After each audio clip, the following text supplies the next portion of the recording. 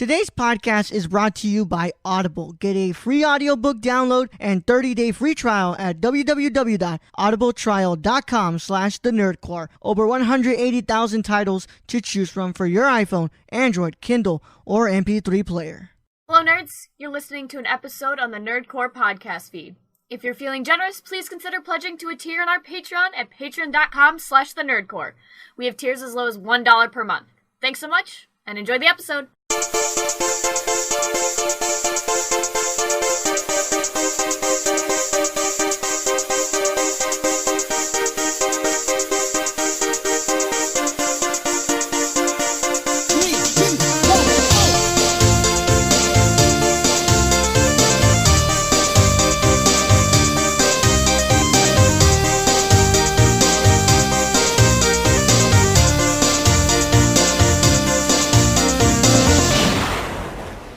Welcome back. You're listening to the Impaired Files with the nerdy Chicano himself. Number 16 here with my wonderful guest, Andrew Green from the podcast, The Time Machine with Andrew Green. That's right, man. Yeah. So it's been a while. It's been a very, very long while, my friend. For what? For the show. It's been like a month, I think, since I had an interview. Last one was with my friend, Mr. Wesley Boudelier from Viewist and Nostalgia. Sorry about that, guys. Life gets in the way. Life finds a way from like Jurassic Park. It does. Yeah. Life finds a way. It finds a way to fuck things up and really screw it for me sometimes. And it means that it's hard to book a lot of episodes while I'm on break, and I'm back home with my family and all that stuff, and it's really hard. But we're back in action. I have a podcaster who's usually not in the hot seat, but today he's in the hot seat. I'm in the hot seat, man, and being on the other side of the mic, it's a little bit of like, I'm a little nervous, but at the same time, I'm chill because I know I'm not driving to this thing. And if it burns down, I'm the passenger and I can just get out the door. You're going down with the ship. So that's how I feel most of the time doing my podcast. The Time Machine with Andrew Green, available everywhere. I had to go get that plug-in. Of course. And we'll have more time to do more of it, a plug-in. But yeah, man, it's Andrew. I've known Andrew since last year. Yeah, just about. At U of H, man. Thank you for giving out my location like that. I don't give out my location or where I go to school out of security purposes. Oh, you don't go there. No, we're in person. Whatever. It's whatever. You guys heard it here. I go to U of H, okay? I live in Houston. Have you really not told anyone that? I don't. You can take that. You can take it out. No, it's fine. This is a raw and uncut. I don't like to give my location out. You should have told me. Yeah. You guys thought my name was Raul. My name's not even Raul. You know. It's not. It is. I'm fucking with you. But yeah, no, I don't like giving out my location. It's okay. My guests I don't usually like giving my guest locations out, but it's fine. Right, whatever. University of Houston, Clear Lake. Yeah, we go to University of Houston, Clear Lake. Right, okay. Clear Lake yeah, campus. Clear Lake, 100%. That's why I forgot to add that in there. Yeah. There you go. I think at one point I really went to University of Houston, Victoria too. Oh, yeah. Yeah. But yeah, we're at Clear Lake. We go to Clear Lake. We go to Clear Lake. Yeah. So, I met Andrew through my TV production course. Yes. I told him months ago. He was like, oh yeah, I do a podcast with KPRC. I work at iHeartRadio. I'm like, oh man, I've been podcasting for about like almost 3 years. It was almost 3 years because it wasn't the anniversary yet, but now we're there. We're in phase 3, year 3 of our podcast journey here at the Nerdcore Podcast Network. Nice. And and then we got to know each other a little bit more. We found out we both love wrestling. Yeah, that's right. Because of my Bullet Club shirt. Wrestling merch is what's it called? The signal. It's the bat signal of wrestling. It's the bat signal of yes. Yeah. Well, so once you see a shirt, it may be in popular culture, but only true fans of wrestling know the real meaning behind certain shirts. Yeah. So, Giant Julian was like, yo, bro, too sweet me, bro. And I'm like, yeah, what's going on? And we too sweet and everything. And that's how I knew that, oh, yeah, this guy's a fucking wrestling fan. Right. And I was wrestling, no pun intended, wrestling with the idea of making a show. And then, I make High Flyer Radio with Jabril. And, we find out, we start growing a little bit into friendship. We find out we both have similar taste in music as well. Yeah, of course, man. Rock on. Yeah, Andrew Green is not big of a cinephile as I am. He likes movies, but he's not like completely obsessed with them like I am. Yeah. I'm not completely obsessed with movies. Movies are cool, of course. Yeah. I do, but I'm just not a huge movie guy, but I do watch movie, of course. Like Yeah, everyone well, else yeah, watch movies. yeah. Go to the. I saw 4 movies in the theaters in the month of December alone, I think. Yeah, So that's that was awesome. like the most I've done in a long time, and it was cool to get out and go to the movies and not stream everything like we do nowadays. Yeah, yeah. So and by the way, guys, like when you have friends, not all of them are gonna like everything you do, and Andrew doesn't love movies like I love them. I but it's still fine. love movies, man. Yeah. Like, come on, I'm a huge. With me, it's an obsession. Though. I'm a big Tom Hanks fan. I love Yeah. a lot of things that Tom Hanks has been in. Going all the way back to Toy Story because that's one of my favorite movies. Yeah. But then you have, let's see, Forrest Gump is a good one. Captain Phillips, I really like that one. Saving Private Ryan. And then I saw Mr. Rogers, that Beautiful Day in the Neighborhood. Beautiful Day in the Neighborhood. Yeah, so I'm just a big Tom Hanks fan, man. And I like Will Ferrell and Adam Sandler and all those goofy movies, man. Uncut Gems was good. Yeah, yeah. So, what's it called? We have all of these things in common, but we both share a love for this beautiful medium called podcasting. Yeah. And it's a lot of fun. And I don't know if Andrew listens to the Nerdcore or any of the other shows. I listen to the Time Machine with Andrew Green. Oh, yeah. I keep up with it. Everyone should. Yeah. I don't know if you listen to the Nerdcore. I mean, this is why it's called the Hot Seat. You gonna lie to me? No, I'm not lying to you. I do listen every now and then. Yeah. No, I'm pulling your leg here, man. But yeah, it's that's Andrew, and Andrew. That's me in a nutshell. That's who you are, and I do this show very different from a lot of interview shows. Oh, do you? I don't like coming in here and sitting down and being like, so why did you do this in 1997? I have to tell you all of my accomplishments just right off the bat. You don't get to speak. I just go off. Yeah, I'm just like, I'm here. I'm like, hey man, what's going on? So like, what happened when you were a kid? You said that you did this. Like, what's the point of that? And how did that influence you? And like, that's the way I am. And I'm like, I'm not like, like if I don't like interviews that sound like there's a producer breathing in the back of your head. Yeah. Because it's fun, Jan. Because it's fun, Jan. Quentin Tarantino. Oh man, but yeah, Andrew. So your podcast is mostly devoted to like special topics you like to talk about. You talked about music. You talk about wrestling. Well, but usually it's things in the past, things that connected with you when you were a child. Definitely, more of the nostalgia vibe. Like the first episode, I talked about Drake and Josh because that's one of my favorite shows growing up. Yeah. And then around Christmas time, we watched the Merry Christmas Drake and Josh. Yeah, movie. I forgot that existed. Yeah, I know, me too. And it's like, whoa. And it turns out when I released the episode, it was the 11th year anniversary when that movie came out. Damn. So that was pretty cool. But I also I interview people on the show as well. Like, part of my background is that I started interviewing musicians. Like in athletes, I've interviewed Earl Campbell. I've interviewed Adam D from Killswitch Engage. I've interviewed Caleb and Cam from Beartooth. You can go watch all my interviews on my YouTube, me with Andrew Green. There's another plug with you. But and then on my podcast, like I've interviewed a professor that I've had in the past that's written movies, like the movie Winchester. I had him on, and really interesting because the movie Winchester, you said, I haven't seen it. He told us not to watch it because it sucks. Yeah, it wasn't his cut, right? The thing is, he wrote it, but what you saw on screen, that wasn't his script because the directors and producers and everyone else had to say in it, and they just changed it so much that the final product wasn't him completely. Yeah. So we just talked about that stuff, and then someone that I know personally, she was on America's Got Talent in 2018. Her name is Christina Wells, and I had her on. We just talked about the whole process of America's Got Talent, the behind-the-scenes stuff, and things like that. So, and I also talk about murders and conspiracies theories, and I just released one today where we talk about Walt Disney and his affiliation he had with the Nazis back around World War II. Yeah. So just stuff like that. That's just interests me. And like I said, I have a few wrestling shows and music shows. It's just basically all the things that interest you, and you talk about whatever the hell you want. Definitely, man. It's my podcast. Yeah, it's my show. My show, my rules. Exactly. You record at KPRC, right? No. So I work for iHeartMedia. Yeah. And it's just I'm under the account for KPRC, but I record at my house with all my stuff. I'm just on their account.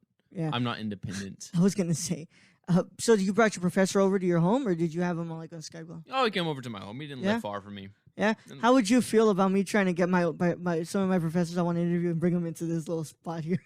I mean, it won't be that much of big travel for them. So yeah, that may help out a little bit. Yeah, Just they a probably far walk. won't be a fan of how dirty it is right now. Right. It's I wanted to interview some of my professors. I wanted to bring them into cinema condition, but I really don't know how to go about that thing. Especially having them hey man, how about you come over to your ex student's dorm room at 8:30 at night? Well, that's why you can, I guess, find another space that's more accessible to the public and kind of be hey, you want to. Because a lot of professors do want to help out their students. A lot of them do, especially when you get to finishing your major or minor or what have you. Your professors want to help you out in any way they can. So they're saying, hey, would you mind if I interview you for a podcast? Mm-hmm. A lot of them will be oh, sure, of course. I'm free this time. So you just have to go about, putting yourself out there and just... And make sure that the professor likes you, too. Don't be one of those students that, I hate you. Yeah, I hate you, but I just want to make views off you, man. Right. Yeah. And you're a good interview, bro. You're a really good interview. Oh, I appreciate it, man. I try to be. Because as we talked about earlier, there's those interview people that are just, if they're interviewing a band, so how'd you get this name for this band? It's really, can you think of a more generic, boring question possible? And so I definitely try to branch out from that. Some of my influences go from the late night talk show hosts like Conan or Jimmy Fallon. Try to get that vibe because it's that friendly vibe. I've known you for a while and we're going to make this fun. That's where I try to go off of it. And like I said, try to ask unique questions. I may start out with the generic point, but kind of branch out from that. Mm-hmm. So it's oh, I've heard that you got this name for this band through this way, but is there something else that you considered before that? It's just a different loophole, and make that person want to be oh, I haven't asked that question in a long time, or oh, I haven't really been asked it that way. Try just to spark some interest in the person that you're interviewing, so they're not sitting there like a robot. Yeah, well, this, try to make it more interesting. Yeah. I've always I've loved interviews for a long time. I've watched band interviews, movie interviews, everything, right? And I hate that. I hate that question. And I'm not usually one who likes to use the word hate. I think it's a very strong feeling to have, but I despise that question. Well, where'd you get this? Where'd you get the name from? Yeah, just the generic question. It's people look at a paper that says the top things to ask people and just go down the list. And I also hate it how people go, oh, so how was your day? And then if the interview person goes, well, wasn't that good? I woke up and I sprained my ankle. Oh, so tell me about your upcoming album. It's I hate when people are just completely straight faced and just they're there. I'm guy, go on about that. Oh, yeah, just ask about the ankle. You're dude, what the hell happened? How'd you hurt your ankle? What happened? Are you able to go on stage and perform? What's this mean? Yeah. And when someone says something like that, there's your story. There's your news. You wanna get that major story that would turn people's attention to you. For example, like I said, I interviewed one of my favorite guitarists from one of my favorite bands, Adam D from Killswitch Engage, and I talked to him in April before their album came out. Yeah. And one of the questions I asked him was from your 2009 self-titled record, it seems like you guys act like that record doesn't exist. And he goes, yeah. I said, why? He's well, that's when Howard left the band and things weren't good. Then I said, did you guys think about breaking up? He said, yeah, we did. And I'm whoa, I haven't heard him say that before. Yeah. So on my description on YouTube is talks about Killswitch Engage breaking up. And dude, I think I have about 50,000 views on YouTube for that. Fucking it just clickbait, blew up Andrew. like that, man. Fucking clickbait, It's not Andrew. clickbait because he talks about it, man. I'm fucking with you. And so it's just about trying to get that story that will drag people's attention to watching your interview. It's this guy's been in a million interviews, but this is why this interview is different from the rest of interviews he's done. Yeah. That's great, man.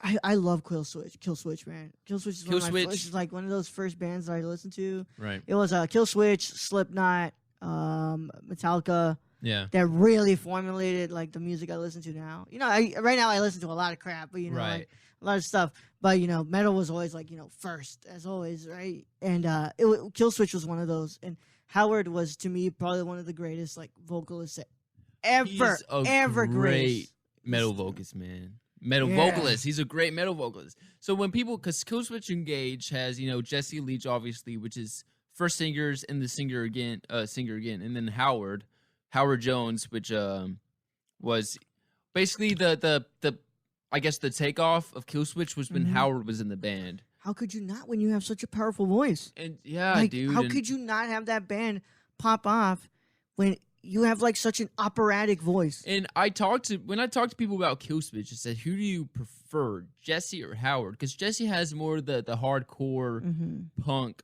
metal voice, and then Howard is just has a whole bunch of melody and has a great clean voice as well as his screaming voice because he's just and so when people say which one do you like better, it's like, well, they both of them have written great songs and recorded great songs. So I think it's not who was better. It's just like, who do you prefer more? Yeah. For me, I think I do prefer Howard because most of the hits were from Howard, like My Curves, End of Heartache, Roads of Sharon. Yeah. But like I said, I love Jesse too, man. He has a lot of great songs. And it's not to say one is not better than the other. It's like which one resonates more with you. And that's to me too. I agree with you. Howard is the one that resonates with me. Yeah, I think his lyrics are just incredibly written, but it's also just that, like I say, that operatic voice, and how in a minute like that it can switch to like that very rough voice. Like it's crazy. He's so freaking talented. And then Light the Torch, his newer band. I saw Light the Torch a few months ago, but it's like his voice is great live too. I think his cleans were a little like they were on tour, so I think his voice was just a little, I guess, shot from being on tour. It still was good though. Like he still scream and everything. I think he screams better live.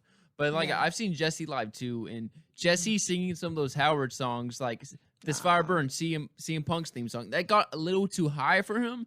So it was a little like.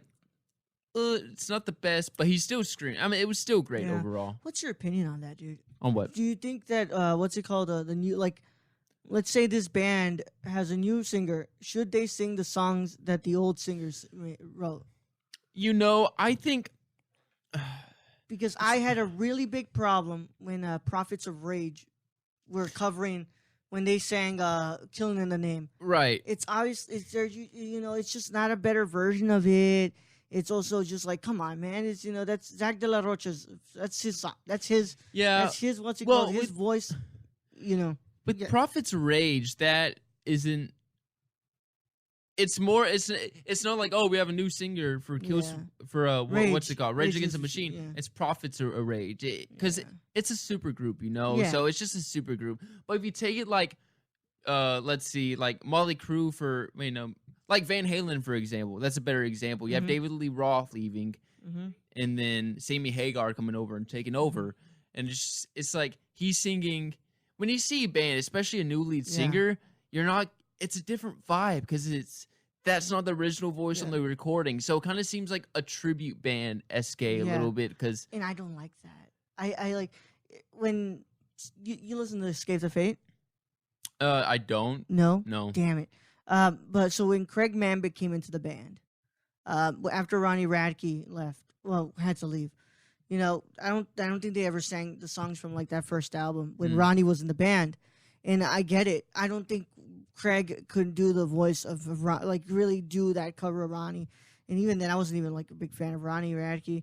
We'll leave that at that. But I just never liked that. I've never liked when. I don't like it when they're doing it with Queen either. I don't like when it's like Journey also. Yeah. Like how could you tell me how could this new singer do what they were doing in Faithfully? Come on. Let's see. I've had a question for a while that I thought about doing an episode about. Is like, should bands continue under the same name with a different lead singer because anyone can replace I think that gets tricky when it does if the lead singer left. Or if the lead singer died, that's a different question to me. Yeah. Like you ask, like if Freddie died, should Queen have? It's like AC/DC. Once Bon Scott died, they moved on with Brian Johnson, and it's just like it's it's because when you look at the lead singer, well, besides AC/DC, because Angus Young is kind of the front man there, but the lead singer is the front man. It's the face of the band. Yeah. And so when that lead singer leaves the band or whatever, it's just, or even dies, it's like, should we continue with the same name? Mm-hmm. Yeah, I think that it's hard there. A lot of bands too, like Suicide Silence, when they had Mitch Lucker died, and they were like, they continue with I can't remember his name, Eddie something from Not All That Remains. It's As Blood Runs. No, I can't remember. Yeah, they continue. It's tough, bro. It's really tough. To me, I think that it comes down to a mutual decision between everybody in the band. Right. But like changing the name is never a bad thing. You know? Not. But it's also where the money is. Yeah. Like it's such a tough decision. It's really a tough decision. Because if you look at Alice in Chains, for example, Lane Stanley, is that his name? Lane something like that. But Alice in Chains, their heyday was obviously in the 90s during the grunge era, and then he died of the drugs and stuff. Now they have this other guy that's in Alice in Chains, but that's where it's kind of like, I don't know how I feel about that, because that's after the band's heyday and they're still producing albums and going on tour. Alice in Chains, yes, you have the other members, but it's a different lead singer. So it's good that they're moving forward. The band has a new legacy, because, like I said, it is different from having a different guitar player or other drummer, because this is the voice of the band. Yeah. But at the same time, you can be like, this is just a part of the band's legacy. Yeah, we still have. I'm blanking on all the Alice in Chains members now, but like when Paul Gray died, Slipknot. Yeah, Slipknot. Like, it's not a big shift to bring a different bassist. It's not. But it's a big shift in the band, with them, like, can we really continue our legacy after a great friend of ours just died? It's tough. It's tough. And I think depending on where the band's relationship are with different members, I think when they think of, we're going to move forward, but we're going to continue to pay tribute to our fallen band member, like Slipknot, because they still, I guess, live the legacy of Paul Gray from time to time. Yeah. And I don't know, they didn't incorporate it much into the recent shows, but I mean, they did it for the second to last album. What's it called? One of the most recent ones, 0.5, the Great Chapter. Right. It's literally a lot of that music is having to, what's it called? Move on after, losing somebody like Paul Gray in their band. So it's interesting you bring up all that stuff, man. And I know you're a big music guy. Yeah. It's, what were the bands that really got you into the music you're into today? What band? Oh, when we're still on the same topic, I was about to bring up Cliff Burton and Metallica real quick. Yeah. But what bands that really did bring me into music? I mean, I grew up, man. To be honest with you, I didn't really get into heavier music till around high school, because before that, my parents listened to like Paul McCartney and Elton John and Celine Dion and weird people like the Carpenters and Barry Manilow, just super soft stuff. Christopher Cross, if anyone knows who that is.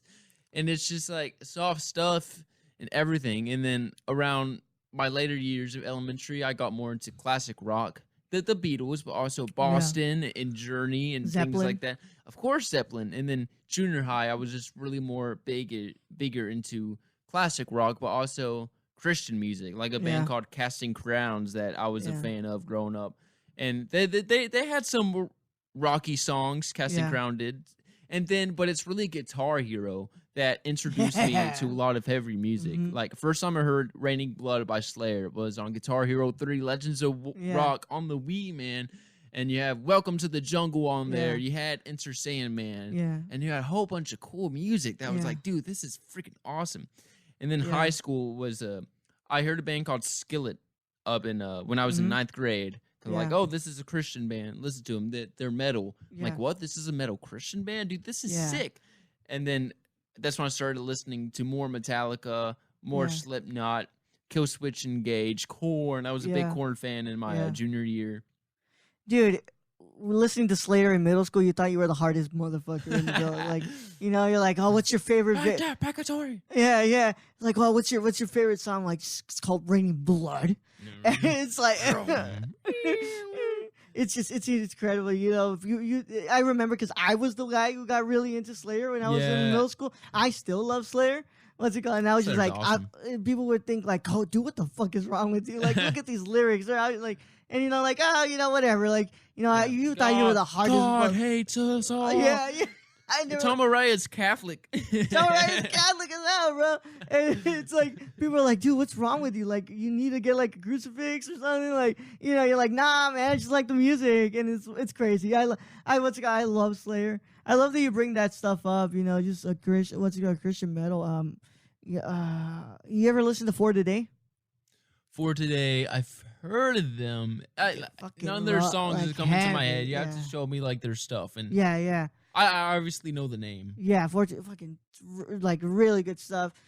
You know, obviously, I don't like to bring my views into this, but I know that he would like preach before the show started, and he would get really into it, like, you know, like really, really into it, and then it would just go like everything would get in, like, you know, their music was just incredible. Same thing with The Devil Wears Prada. Right.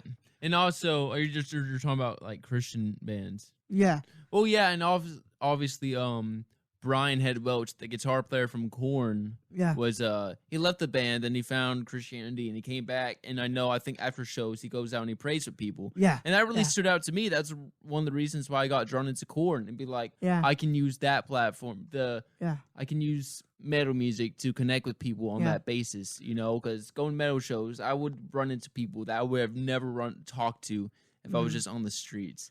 Yeah, and so, it's usually a stereotype. They're like, oh, metal is very, like, you know, it's devil music. It's like, it's all this and that, right? And people don't understand, like, you know, like, no, dude, you find like the most Christian motherfuckers at the metal You also find the nicest people at metal shows. You see this one dude that looked like he's going to break your neck, and then you talk to him, and it's just the most down-to-earth, nicest people. They just may smell like they're homeless, but they they smell like beer, but, you know, they're really nice. Yeah, it's the thing is, like, they also, like, you know, they're so open to having people with disabilities there, you know, like, if the guy in the wheelchair wants to wants to crowd surf, well, fuck, we're gonna pick up the fucking wheelchair and we're gonna let him crowd surf. I've seen that before. Yeah, it's really awesome. But I don't want to be by there because I don't want to mess up anything. My gosh, dude, you've been to a few concerts, right? Yeah. Have you ever crowd surfed? No. Have you ever seen somebody gotten hit by yeah I've had to be like, when it like came on me, like, I'm sorry, I gotta get the microphone here. What's it called? Yeah, like the leg drop him, I'm like, oh, what? And I'm dude. Like, oh, okay, hold on, I got you dude. Okay, one of the first, I guess, metal shows I went to where there was a mosh pit, it was Bring Me the Horizon, Under Oath, and Beartooth back in 2017. And that was my first show. I was at Revention Music Hall Center or whatever. And it was my first show where there was like a mosh pit, you know, because I'm used to going to the rodeo in the Woodlands, to Toyota Center, and so this is one of my first like legit metal shows, and I know that Bring Me the Horizon does their Wall of Death thing, you know, it's my God, push your back, and I was expecting that. But during Under Oath and Beartooth, people were crowd surfing, and that was something I've never really like seen before. And I see there's so many people there, and people's like feet are not hitting me in the head. You know, people are going right under me, and I'm just like lifting my head up to see what happens, which isn't a good idea because your head gets pulled from the person. Yeah, and I know you're gonna get like a face full of ass on one of them. If someone comes over you, I just try to get out of the way, but I still try to lift that person up. But this one time. Yeah, this person got past, and this hat fell out at my feet, and I thought it was this crowd surfer's person hat. So I got the hat and I threw it like a frisbee to the person. As soon as the brim of the hat left my fingers, the guy, no, that's my hat, and I just chunked it in I chunked it in the ground, man. Yeah, and he was like, "What?" I'm like, "I'm sorry, man." And then you should have told me earlier, bro. you should have told me 0.5 seconds before the hat left my fingertips. Or, you know, like, my hat, you know? And then that's great. He finally found it. I'm like, I'm sorry. And he's like, stop throwing stuff. I'm like, okay. Sorry, man. I just wanted to throw you. I just wanted to be nice, man. You know. Then that was also the first concert where I did crowd surf. Yeah. At Bring Me the Horizon. Yeah. I love Bring Me the Horizon, bro. I'm a very I'm a fan of them, but I'm also a very proud. What's it called? I'm very controversial in my music opinions. I think that Bring Me the Horizons. I believe Sempiternal is probably better than everything they did before that. I'm a fan. Yes, definitely, because it's funny because their Ammo released last year. Yeah, and that was the most controversial album because it's pop. Yeah, I'm a fan of that. Of That's the Spirit. It's probably my favorite album It's one of my favorite albums of all time. That's the Spirit is. I think I love that album. I think I had it as my second or third favorite album of this past decade, but Ammo was so different from their very first album, which is straight up death metal. So people just deathcore. It's great. Like, I get it. I get why people like that. I get it. Like, there's a sense of nostalgia to it. Like, you're in middle school, you barely just realize who Bring Me the Horizon is. You're going through your emo phase. Yeah, and you're like, going to Warped Tour. Yeah, you're like, God, I love Count Your Blessings. I'm like, yeah, like, great. It's a great album. Don't get me wrong. Pray for Plagues. Like, come on, man. You can't tell me that Suicide Season, Count Your Blessings, there's a God, believe me, I've seen it. There's a heaven. There's a heaven, let's keep it a secret. There's a hell, believe me, I've seen it. Yeah. You can't tell me those 3 albums, can really hold a freaking finger to Sempiternal. It's just more mature. The lyrics are more mature. Just the style of the music is just, to me, it's better. And it's, to me, what's it called? Bring Me the Horizon is a band who just keeps getting better with everything they put out. Everything, even though they've gotten a little bit more, popular. And I think that's the problem. I think people don't like when their bands, especially the ones that they found when they were like young, when they get so big. Yeah, because it's a part of that pride of discovering this band back before a lot of people heard of it, and now they're in the main bands like Bring Me the Horizon are in the mainstream. It's like, dude, I was a fan of them. Have you heard of this new band called Bring Me the Horizon? Yeah, dude, they've been around for like 10 years. I was a fan of them like 15 years, 2005. It's that weird sense of ownership of art, right? Sure. I don't like that. How do you feel about that? Like that's something that I see so much in the movie community as well. It's like this sense of like loving something for so long that you feel an ownership to it, and when something changes in it, you feel like it's going against where you placed it in your idea of what this meant to you. Mm-hmm. Yeah. What do you think about that? I think it's really interesting when you do look at it, because when I see people with today a Led Zeppelin shirt, I go, name me a Led Zeppelin song, and if people can't name it kind of pisses me off, because it's something that, and I've talked to a few musicians about this as well, like what you think of pop in the mainstream, and they're like, how there's that some of this music is meant to be, well, like Nirvana, for instance. Kurt wrote that music for him in the Misfits, and then he got pissed off and he would see jocks that would show up to his shows, because Kurt would say, these were the people that used to beat me up, and now they're here liking my music. It was kind of that sense of art is art, but I wrote it for a different reason. It's like, I wrote this for the kids that are misfits. I do get bullied by you people that are coming to my shows. Yeah. And so it's just, I don't know, it's really weird. Like Star Wars, for instance, and a whole bunch of Marvel stuff. People, when that stuff came out, people used to get beat up for liking Star Wars. Yeah. But now it's a thing where it's part of our everyday culture, and it's like, now I think people are more accepting of it. It's like, yeah, it's culture, but it's like, I liked it way back then, though. I'm old school. You guys aren't, So it's just weird. It's just something that we have to adapt to. Yeah. I think it's because I love Beartooth. It's one of my favorite bands. Yeah. But if Beartooth got in the mainstream, it's like, all right, it's cool that people like Beartooth because it's cool music. But it's like, but guys, it's like, I've already seen them 4 times. I was a fan of them way back before all of you. I'm an OG. It's just kind of more that bragging rights, I think. Yeah. But I just think where it gets dangerous is like where it's like, the band were to change their sound. They're like, no, you owe it to me because I'm one of the OG fans. Like, you owe it to me to keep the style. I think that's where that false ownership falls into place. Is really dangerous. It's interesting you bring up, your Star Wars and stuff, and also you brought up I can't remember what you just said. I can't, but it just escaped my mind. I had a thought in there, and I'm like, okay, I'm gonna thanks for listening. There, yeah. No, I was having class in the fit, right? You brought that up when I was gonna bring. fucking hell. Whatever. I'll go with the Star Wars and Marvel stuff. Sure. You know, I talk about that stuff for a lot. Yeah, it happens, bro. And I don't like it because I don't think the public should ever have a big play into what art is. I think that the artist is allowed to make the music, the movies, the paintings, whatever you want. Make the things that you want. You know, like change your style if you want to change your style. Like, and that's why I didn't hate it that much when Bring Me the Horizon changed their style. Oh, now I remember. It's interesting you brought up Kurt. Yes. Because Kurt was like such a contradictory figure. Like he said, yeah, I made music for the Misfits, but he also was on record saying he wanted Nirvana to be big. He wanted to be as big as the Beatles. You know. It's interesting. Like Kurt was such a different person, and also like I wrote it for the Misfit Kids, but I also wrote these lyrics just because I wanted to write them. Like there's nothing to it. Sure. It's just me. Of course. It's just me.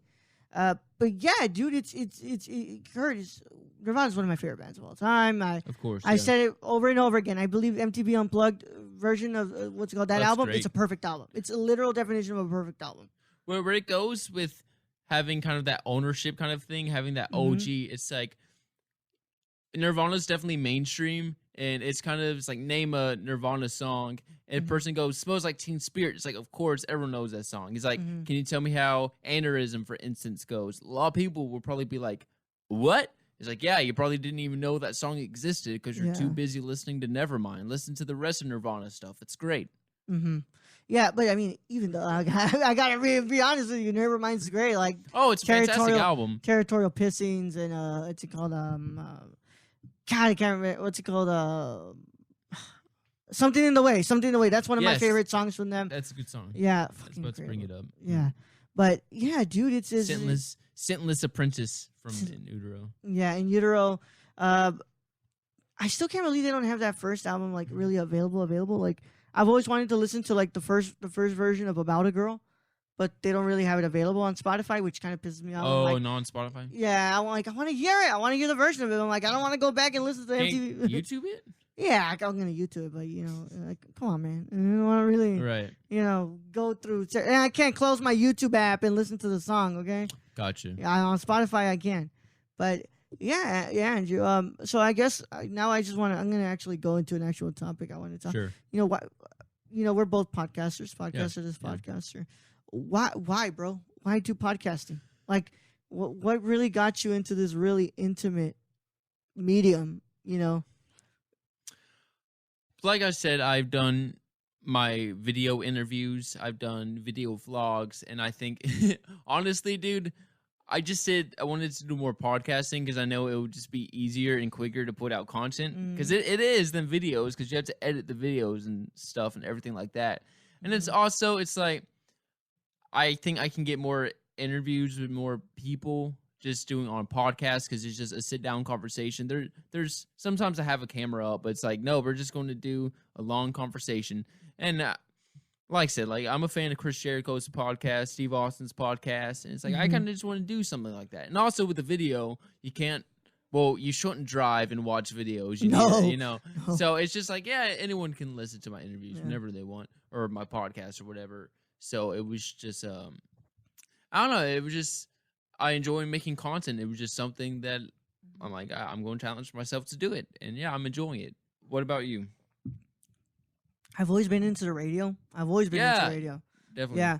What's it called? Same. It was after a while that that radio just never didn't fit my needs anymore. I just the age of like streaming music came in, and I was like, okay, cool. Why do I have to wait for the radio to play my favorite song? I can just find it right here and just play it, right? Or I started buying CDs, and I'm like, cool. The radio won't play my favorite album. I'm just gonna listen to it here, right, on my iPod or something like that, right? Yeah. So it's interesting that you tell me like what got me into it. I'm not the one being interviewed here, but I'll give it to you because I give everybody my background. I was making YouTube videos for a while. I was doing vlogs, movie reviews, and discussions about like certain topics like movies, right? I've never been comfortable in front of a camera. I don't like it. Even when we do the live show, I don't like it, but it's fine. I sacrifice something for the people who make the shows happen, right? But I was like, okay, cool. What if I tried like a podcast? Because I was like, I've always liked the radio. I loved when the radio brought up movies. I love when the radio brought up like wrestling, TV shows, and all that stuff.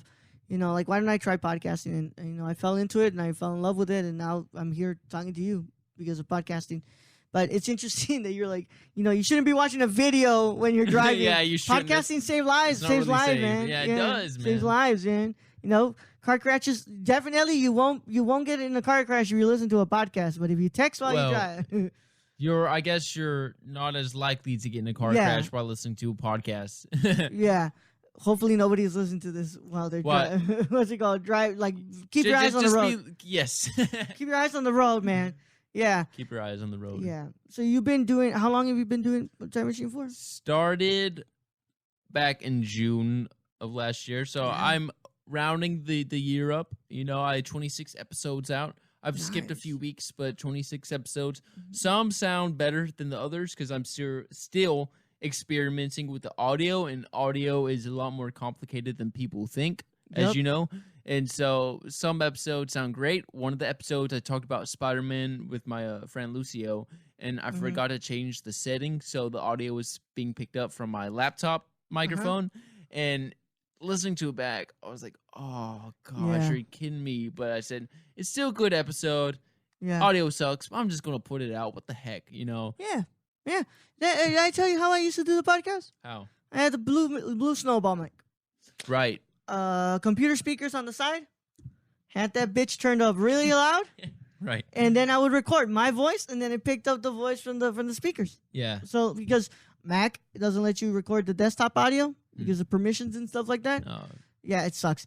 But that's how we do it. How we did it at first, and people. Those episodes have like 500 views. I'm like, the hell do you guys go back and listen to those? Those sound like crap. Yeah. Oh yeah, my first episodes I was using a Blue Yeti mic. Yeah. Ooh. It was just that, and it did work really well because it has a two-sided. But it's like if I'm loud and the other person's quiet, there's really no way to really edit that much because it's one microphone, and also it's it just got really weird on the two-sided setting or whatever. I'll get this weird feedback in there every now and then. So I just said, I'm just gonna I want to get my own soundboard. I kind of want to do it where it's like that radio vibe. I want to play my own radio from my computer and have my own little buttons and stuff. And so, I love it. It's like a little stream deck right here, man. Yeah, you got something cool right there. Yeah, I got sound bites in here. You want to hear some of them? Sure. Yeah. Look. Oh, hold on. Sorry about that. You Gotta turn it on, man. Like this one. Yeah, I've got. What is that? Play that again. Is that a whale? So that, my friend, is my little brother being woken up after snoring. Do it again. Oh crap! That's not the one. No, God. Yeah, that's Michael Scott. Yeah. It's just like that. Just sounds like a whale. Yeah. Yeah. Oh my God. He's not a whale. Okay? Yeah, he was okay. He was just snoring, dude. How old is he? You don't have to say that on the radio. 19. Yeah, 19. Oh, he's 19? Yeah. But I mean, that's the stuff that makes me love. Well, give me some more sound bites. All right. Yeah, No God No on there. That was great. Yeah, I got that one. Here we go. How about this one? Oh yeah.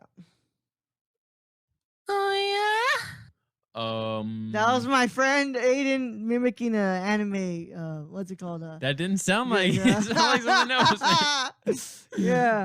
What do we got? Oh, this is my friend Julia. Oh, good lord. We were reviewing Django. Oh. Remember the girl when they go to the other plantation? I didn't see Django. Damn it! Yeah, then that one just like kind of weird. Just hearing it now. Oh, what's some more? So they go to a plantation, and the slave owner is Leonardo DiCaprio. No. It's another one. It's I think it's the one played by no, not Christoph Waltz. Somebody Brad else. Pitt. I can't remember. Brad Pitt's not in that one. So they go and they like what's it called? The plantation owner. He's the slave owner. He's what's it called? They call him Big Daddy. And then so like she was just going like Big Daddy because they were like Big Daddy, yeah. I like it when you call me Big Papa. Yeah. Biggie. Biggie Smalls, man. But yeah, you see, stuff like that is what's always interested me about fun. like radio. It's just like being able to do like bits and, you know, just listening to like you're putting in like little, you know, sound bites and just having fun sitting back with friends. And I'm guessing that's what you've always liked about podcasting too. Just, you know, at the end of the day, it's you, a friend, just sitting back having a regular conversation you'd have. It's just a little bit more structured now. Yeah. Yeah. Basically, it's basically it. Yeah. Along with my research and everything else like that. So, yeah. Yeah. That's what I tell people. You know, Nerdcore is literally just the conversations I have with my friends, but it's a little bit more structured. You know, I'm not screaming like, "Hey man, this fucking movie was incredible." You know, now I'm actually having some, you know, structure to it. But yeah, it's always what's awesome about podcasting, and it's what's awesome about your podcast too, man. It's just a lot of fun, just sitting back, just hearing it. Yeah. And trying to take people back to the simpler times. Yeah, times of just being on the way to school, listening to the radio and just hearing about like dumb jokes and stuff and fart jokes and stuff. Like that's what I'm trying fart to jokes are great, man. I'd tell fart jokes in some of mine, man. Don't just on the fart jokes. Yeah, I love fart jokes, man. But yeah, look, dude, we've got about a little bit left, and I want to get into the Patreon section. So it's been a lot of fun here with you. Oh yeah, dude, thanks for having me on. I enjoyed it. Yeah, we're gonna get into the Patreon section in a bit, but I have to do plugs.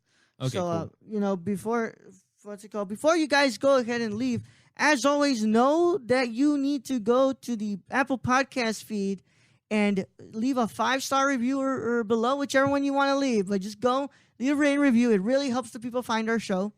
Plus, if we get to 135 reviews, we are allowed to submit the feed for a consideration in Rotten Tomatoes. And what would not be better than to have me with my review of Venom and have official critic, the new Nerdcore, under it. So it'd be great, right?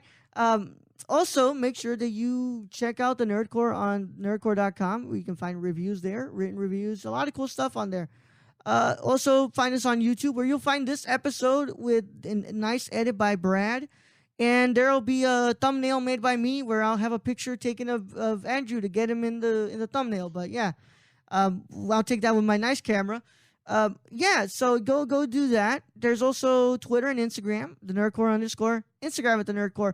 Go to @the Nerdcore and tell them we want the fucking @. They haven't been active since 2013, and we can't get that freaking @ that handle until their account is taken down. So tell them it's our time. We don't want the underscore. We want the Nerdcore on everything. So the Nerdverse, the official Nerdcore group, is a Facebook group where we talk about all cool stuff. You know, we get a little bit rowdy in there sometimes too.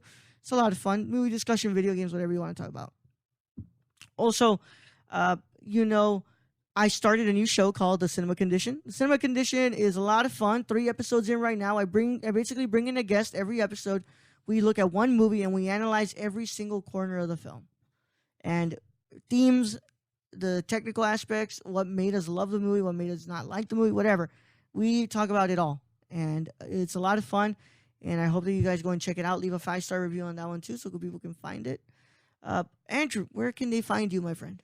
On the Twitter at TTMWAG for my podcast, The Time Machine with Andrew Green, which can be found anywhere: Apple, iHeart, Spotify, Stitcher, you name it, it's on there, or at least it should be. Nice. Find me on my personal on the Twitter at Andrew P. Green, and it sounds like I Pete Green, which I do sometimes. And then my Instagram at green_go97. Yeah. Nice, bro. I'll go follow you because I'm pretty sure I don't follow some of those.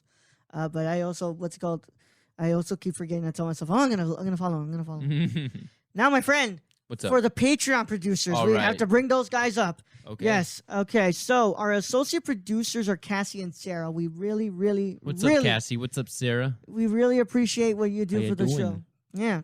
If you want to become a Patreon producer, you can go to patreon.com/nerdcore. Excuse me, do not want to burp into the microphone. Take a shot. Yep, we have a game here where every time I say that, you're supposed to take a shot. A shot of water? Or my Coca-Cola over there? Coca-Cola over there, yes. Patreon producers, patreon.com/nerdcore. Yeah, $10 tier are the associate producers, and then our $15 tier and above are our executive producers. Grayson Barker, thank you so much for being an executive producer of the show, man. Thank you. You can go follow him at Warlord1Bar on Twitter, Grayson Barker 98 on Instagram. And then we have our wonderful Shane, who you can watch play video games on twitch.tv/SRRKK. And then you can follow him on Twitter at SRRKK Twitch. And then our wonderful $25 patrons, Bryce, who you can find on Instagram and Twitter at BrownRice199696. Yep. And you can find Antonio. You can find him on Twitter at Real Nerdy Dad. Yep, he's a nerd and he's a dad. Wow, congratulations. Yeah, he's Brown Rice. No, that's Tony. Thank you, Tony. So with that being said, my friend, thank you so much for coming by with me, bro. Oh, thanks for having me on. I think next week we'll be on again next week to talk about the Rumble. The Royal Rumble, baby. Yeah, and right now we're gonna go ahead and get into the Patreon section. So people get strapped in, switch on over to Patreon to the after hours, and you'll listen to what Andrew and I are gonna talk about. But with that being said, it's been a wonderful time. And remember, my friends, the file is closed, but it's not classified.